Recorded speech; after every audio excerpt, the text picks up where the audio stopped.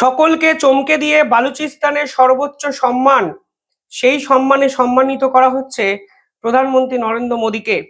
বালুচিস্তানের পক্ষ থেকে কালকে ঘোষণা করা হয়েছে এবং এই সম্মানে সম্মানিত করা শুধু যে ভারতবর্ষের জন্য গৌরবের তা কিন্তু নয়, এর কিন্তু জিওপলিটিক্যাল অ্যাসপেক্টে আর এক আলাদা সিগনিফিকেন্স আছে।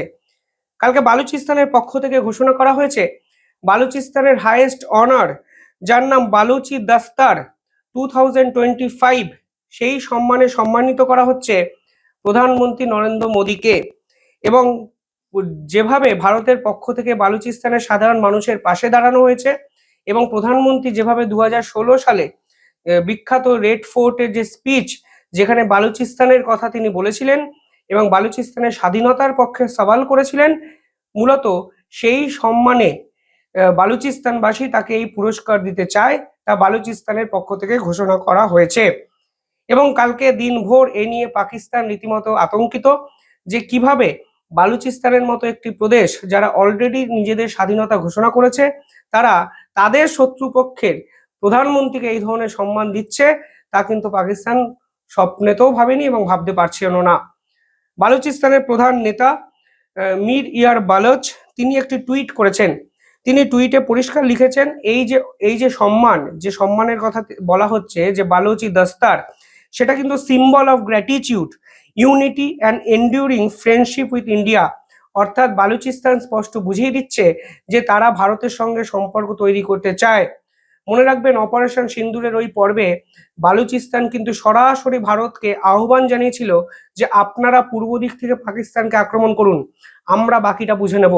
ভারত যদিও সে সময় অপারেশন সিন্দুরে 9টি জঙ্গি ঘাঁটি গুড়িয়ে দেওয়ার পর সাময়িকভাবে বিরতি নিয়ে নেওয়া হয়েছিল অপারেশন সিন্দুরে, কিন্তু বালুচিস্তানের লিবারেশন আর্মি কিংবা লিবারেশন ফ্রন্ট প্রথম থেকেই কিন্তু পাকিস্তানের বিপক্ষে যুদ্ধ করার জন্য ভারতকে পাশে চেয়েছে। আজকে কিন্তু দেখুন, আন্তর্জাতিক স্তরে তারা ভারতের প্রধানমন্ত্রীকে সেই স্বীকৃতি দেওয়ার মাধ্যমে বন্ধুত্বকে জোরদার করার বার্তা কিন্তু দিল। পাশাপাশি মীর ইয়ার বালোচ, যিনি প্রধান বালুচিস্তানের নেতা, তিনি একটি টুইট করেছেন। সেখানে তিনি লিখেছেন, thanks for moral support and recognition. এবং যেভাবে ভারতীয়রাও দিনের পর দিন বালুচিস্তানের এই লড়াইয়ের পাশে আছে, যেভাবে মরাল সাপোর্ট জুগিয়েছে, সেটাতেও কিন্তু ধন্যবাদ বালুচিস্তান লিবারেশন আর্মির পক্ষ থেকে দেওয়া হয়েছে। পাশাপাশি এখানে বলা হয়েছে ভারত এবং বালুচিস্তানের যে সম্পর্ক, তা আজকে হঠাৎ করে গজিয়ে ওঠা সম্পর্ক নয়, সেঞ্চুরিজ ওল্ড ফ্রেন্ডশিপ, অর্থাৎ শতাব্দী প্রাচীন বন্ধুত্ব। এবং সেখানে বলা হয়েছে Brotherhood and mutual respect with India and Indian brothers and sisters and to all further expand people to people contact. অর্থাৎ তারা পরিষ্কার বলছে এই ধরনের সম্মান দিয়ে তারা ভারতবর্ষের সঙ্গে ভ্রাতৃত্বপূর্ণ এক সহাবস্থান করতে চাইছে।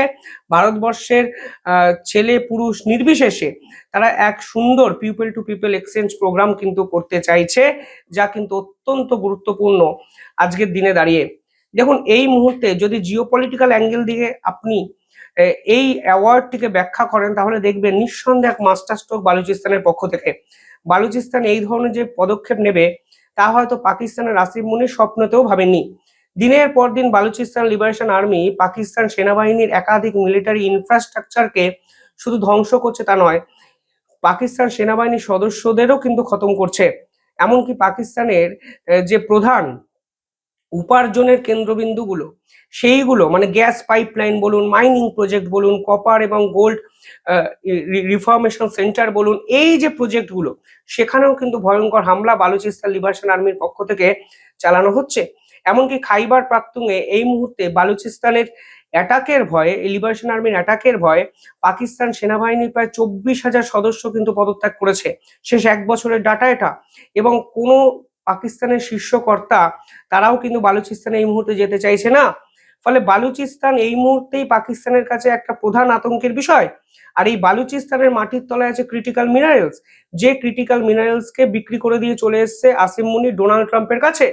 ডোনাল্ড ট্রাম্প ঘোষণা করে দিয়েছেন যে তিনি বালুচিস্তান লিবারেশন আর্মিকে একটি সন্ত্রাসবাদী সংগঠন হিসাবে ঘোষণা করছেন এবং তার ইঞ্জিনিয়াররা বালুচিস্তানে এসে পাকিস্তানের সহায়তায় এখান থেকে ক্রিটিক্যাল মিনারেলসকে কিন্তু মাটির তলা থেকে খুঁজে বার করবে। দেখুন, এই বালুচিস্তানে কিন্তু চীনও তাদের যে সিপেক করিডোরের প্রজেক্ট করতে শুরু করে দিয়েছিল, কিন্তু চীন বুঝে গেছে পাকিস্তান আসলে বালুচিস্তান সমস্যার সমাধানে কিছুই করতে পারবে না। ফলে চীন কিন্তু বালুচিস্তানকে অ্যাজ এ লস্ট কেস হিসেবে ভাবতে শুরু করেছে। আর সেখানেই আসিম মুনির আমেরিকাতে গিয়ে ডোনাল্ড ট্রাম্পের কাছে কিছু স্বপ্ন বিক্রি করে দিয়ে চলে এসছেন, এবং ডোনাল্ড ট্রাম্পও ভাবছেন বালুচিস্তানে এলেই মাটির তলা থেকে ভুরি ভুরি ক্রিটিক্যাল মিনারেলস তিনি উদ্ধার করতে পারবেন এবং তিনি ব্যবসা বাণিজ্য করতে পারবেন। কিন্তু আজকের দিনে দাঁড়িয়ে এই বালুচিস্তানকে আমেরিকার ইঞ্জিনিয়ারদের অ্যালাউ করবে? এই প্রশ্ন তো উঠবে। পাশাপাশি যখন আমেরিকা বালুচিস্তানে আসতে চাইছে, ঠিক তখনই বালুচিস্তান কি করলো? ভারতকে খুল্লা সাপোর্ট করতে শুরু করে দিল, এবং তারা বুঝিয়ে দিল ভারতের সাপোর্টটা তাদের কতটা প্রয়োজন, এবং যেভাবে জিওপলিটিক্যাল অ্যাসপেক্ট প্রতি মুহূর্তে ভারতের সীমান্তবর্তী অঞ্চলে বদলাচ্ছে, ঠিক সেই অবস্থায় দাঁড়িয়ে বালুচিস্তান এবং ভারত যদি একত্রে পাকিস্তানের হানাদারি শক্তির বিপক্ষে লড়াই করে, তাহলে পাকিস্তানের ম্যাপই কিন্তু বদলে যাবে, তা বালুচিস্তান লিবারেশন আর্মি স্পষ্ট বুঝতে পারছে। আর এই প্রেক্ষাপটে দাঁড়িয়ে প্রধানমন্ত্রী নরেন্দ্র মোদীকে তাদের গ্রেটেস্ট অ্যাওয়ার্ড, অনার, সিভিল সম্মান দিয়ে বালুচিস্তান কিন্তু একটা বড় চাললো। যেমন এসসিও সামিট আগের বছর যেখানে হয়েছিল, সেখানে ভারতের প্রতিনিধিত্ব করেছিলেন রাজনাথ সিং। সেখানে কিন্তু পাকিস্তান সরাসরি বালুচিস্তান লিবারেশন আর্মিকে নিয়ে একাধিক গুরুত্বপূর্ণ স্টেটমেন্ট দিতে গিয়ে বলেছিল যে ভারতের ইন্ধনে, ভারতের ফান্ডিংয়ে এই ধরনের বিচ্ছিন্নতাবাদী শক্তিগুলো পাকিস্তানের মাথাচাড়া দিয়ে উঠছে। ভারত কিন্তু এর কড়া বিরোধিতা করেছিল সেদিন। কিন্তু আজকের এই অ্যাওয়ার্ড দেওয়ার পর পাকিস্তান কি বলে তা জানার জন্য কিন্তু অপেক্ষা করতেই হবে আন্তর্জাতিক স্তরকে। কিন্তু এরপর পাকিস্তান নিঃসন্দেহে জোরালোভাবে ভারতের বিপক্ষে আওয়াজ তুলবে, কিন্তু আওয়াজ তুলতেই পারে, তাদের সাথে তথ্য প্রমাণ কিছুই নেই, এবং বালুচিস্তান লিবারেশন আর্মি স্পষ্ট বুঝিয়ে দিয়েছে তারা তাদের সিদ্ধান্তে অনড়। প্রধানমন্ত্রী নরেন্দ্র মোদী পাবেন তাদের সিভিলিয়ান সেরা সম্মান অ্যাওয়ার্ড, এবং তারা ভারতের সঙ্গে একত্রে কাজ করতে চায়।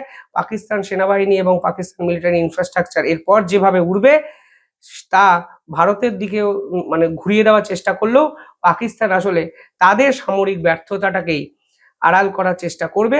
কিন্তু তা সত্ত্বেও আজকের দিনে দাঁড়িয়ে বালুচিস্তান স্বাধীন হোক, তা সমস্ত ভারতবাসী চায়, তা বালুচিস্তান লিবারেশন আর্মিও জানে, এবং জানে বলেই তারা মরাল সাপোর্টের জন্য ভারতবর্ষের প্রধানমন্ত্রীকে এই ধরনের সর্বোচ্চ সম্মানে সম্মানিত করলেন। আপনারা কিভাবে দেখছেন পুরো বিষয়টি কমেন্টে জানাবেন। দেখতে থাকুন দ্য ইন্ডিপেন্ডেন্ট নেটওয়ার্ক। ধন্যবাদ।